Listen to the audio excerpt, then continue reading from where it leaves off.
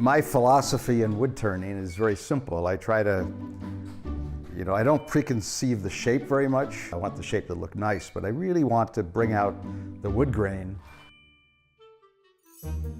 There's a lot of great grain figuring in cherry wood, and especially burls.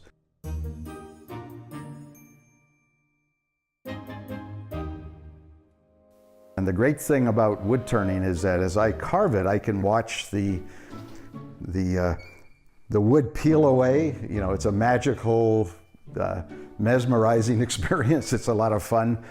And then I can see the wood grain coming out, and I can kind of shape it so it looks pleasing.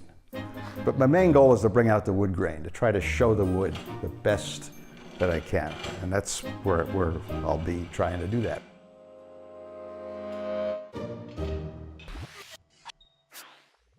The Slice from WDSE WRPT.